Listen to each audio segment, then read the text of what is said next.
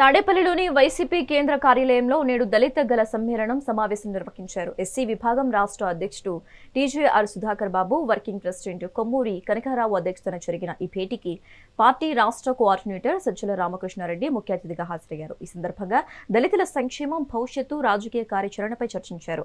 మాజీ మంత్రులు నారాయణ స్వామి, తానేటి వనిత, మేరుగ నాగార్జున సహా పలువురు కీలక నేతలు పాల్గొని దళిత హక్కుల పరిరక్షణ లక్ష్యంగా పార్టీ పోరాడుతోందని స్పష్టం చేశారు.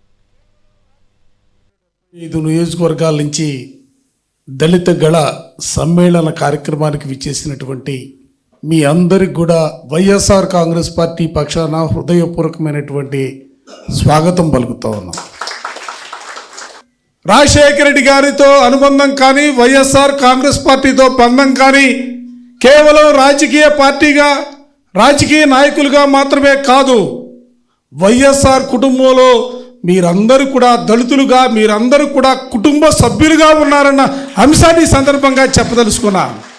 ఈ రాష్ట్రంలో కులాలు, మతాలు పక్కన పెట్టి సమాజంలో ఉన్నటువంటి ముఖ్యంగా అణగారిన వర్గాలుగా ఉన్నటువంటి దళితులందరినీ కూడా రాజకీయంగా, సామాజికంగా, ఆర్థికంగా అన్ని రంగాల్లో కూడా ముందుకు తీసుకురావాలనే భావంతో వారు చేసినటువంటి ప్రయత్నాలని మరోసారి ప్రజల మధ్యకు తీసుకెళ్ళవలసినటువంటి అవసరం ఉంది.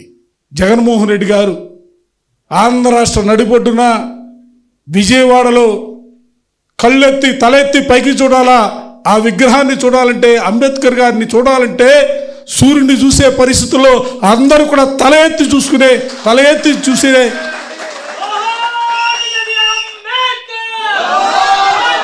అటువంటి విగ్రహాన్ని రాష్ట్ర నడిబొడ్డున నిర్మిస్తే ఆ విగ్రహానికి దండ వేయటానికి, కనీసం ఆ విగ్రహానికి దగ్గరగా పోవటానికి కూడా మనసు అంగీకరించని ముఖ్యమంత్రి చంద్రబాబు నాయుడు ఉన్నటువంటి పరిస్థితులు.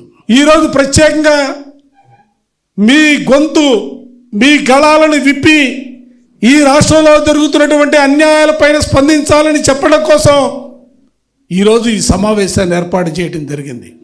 మీ నాయకత్వంలో మరింతమందిని తయారు చేసే కార్యక్రమానికి మీరు శ్రీకారం చుట్టాలా?